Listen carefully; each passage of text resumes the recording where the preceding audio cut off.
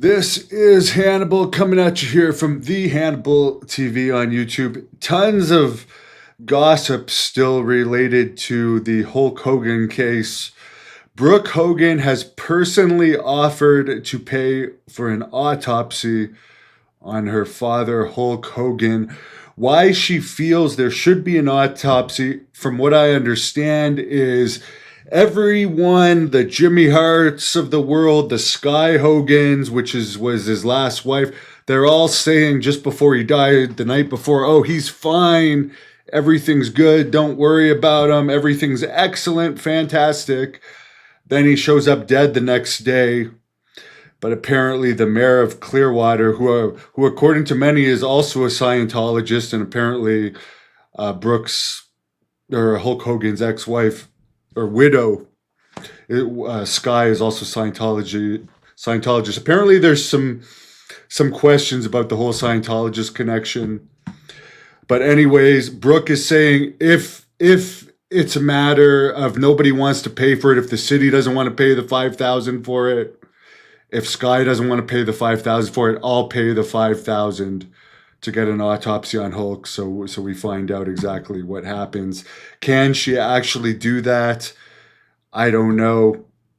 Apparently, as I said before, there was some tension between Brooke and Hulk before he passed. He had told Brooke he didn't go to weddings and funerals anymore.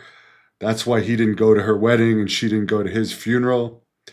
However, according to some people, he did attend weddings after he told Brooke that, because Brooke had asked her to walk the aisle with her, and he had said, no, I don't do weddings anymore. Apparently, it also asked her, or she had also asked him to go to a Stevie Nicks concert with him, as they both like Stevie Nicks. And Hogan said, no, I don't do concerts anymore, but he was since seen with Sky, his last wife, attending other concerts. Apparently, Linda Hogan, seen here with a bunch of her boy toys, always liked Nick better than Brooke. And Bubba the Love Sponge, Hogan's ex-best friend, recently referred to Nick as a spoiled mama's boy. Actually, to quote Bubba, he said, Linda's little bitch boy for Nick, who Nick pretty much has ridden Hulk and Linda's coattails most of his life. Bubba also claimed Linda was physically abusive to Brooke, and he claims that he witnessed Linda's physical abuse to Brooke. In other wrestling news, there is some rumors Ronda Rousey's going to return to MMA. Her last two performances weren't that great. However, she might feel that the division that she was in isn't as strong as it once was.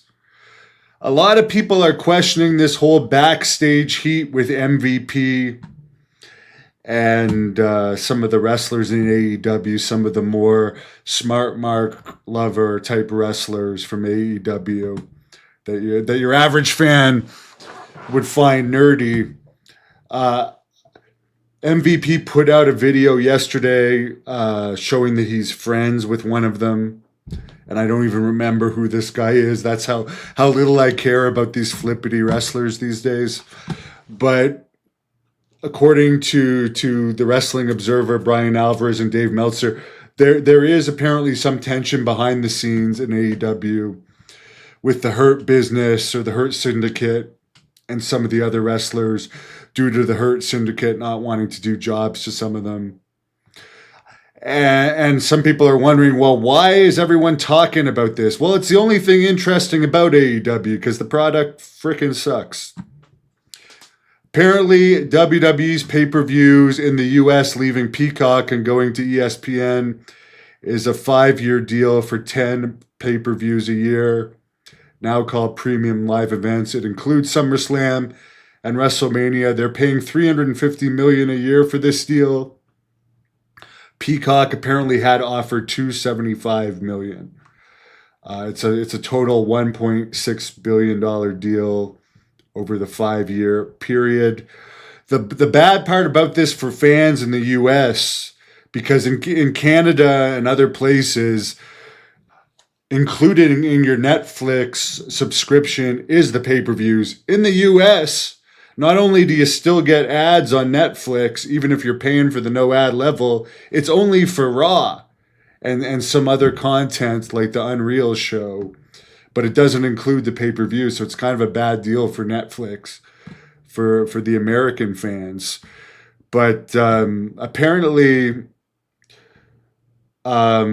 Peacock might still be able to keep some WWE content, but it's unsure if any deal is going to be reached or not yet. Strangely enough, WWE came out and said, even though they had previously said their Peacock deal had been for $1 billion, the truth is it was only for $900 million. So they had been lying to us the whole time. It wasn't for $1 billion. The previous Peacock deal was only $900 million. And apparently they're not adding a December pay-per-view for John Cena's last match, because with the added SummerSlam Night 2 and the poorly received Evolve Girls pay-per-view, that will meet their quota for Peacock for premium live events for 2025. So John Cena's last match is going to be in December on Saturday night's main event, where more people will watch, of course, because you don't necessarily have to have Peacock to watch that.